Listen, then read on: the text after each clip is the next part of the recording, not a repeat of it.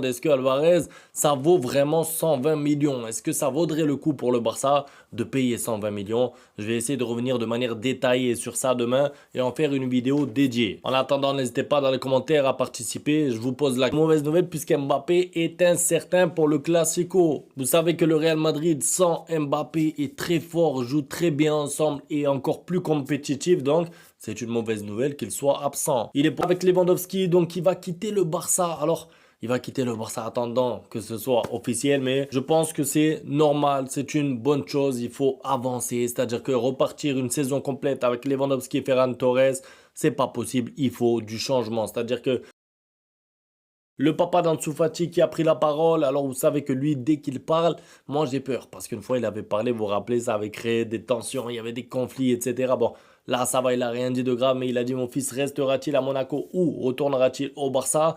Nous ne le savons pas encore car il a un contrat avec le Barça jusqu'en 2028. Nous ne savons pas, mais nous aimerions qu'il reste à Monaco car il y est heureux. Écoutez, si Ansu Fati est heureux à Monaco, on peut que lui souhaiter de rester là-bas. Je pense que malheureusement pour lui, vu sa trajectoire de carrière, sa carrière au Barça, pour moi en tout cas, c'est terminé parce que maintenant, donc Marcus Rashford est déterminé à rester au Barça à tout prix. Il n'a aucune intention de retourner à Manchester United. Le joueur veut que son avenir soit réglé avant la Coupe du Monde. Il est même prêt à accepter une baisse de salaire significative pour rester au club. Le Barça, cependant, n'est pas prêt à payer les 30 millions réclamés par son club. Rashford, franchement, c'est frustrant parce qu'on connaît le potentiel. On sait que lui, il a envie de jouer pour le Barça, mais j'ai l'impression qu'il a plus envie de jouer pour le Barça dans sa bouche que dans ses pieds. C'est-à-dire que quand les matchs commencent, il ne montre pas qu'il a envie de jouer, qu'il a envie de rester. Il a ce côté nonchalant qu'on ne peut pas se permettre quand on est au Barça. On a déjà parlé et fait la comparaison avec Rafinha. Bon, c'est pas le but parce que Rafinha, c'est top 1, top 2 avec Dembélé dans le domaine du pressing, des efforts, etc. Mais forcément, avec Rashford, on s'attendait peut-être à un côté clinique de sa part. Il a raté beaucoup d'occasions et l'erreur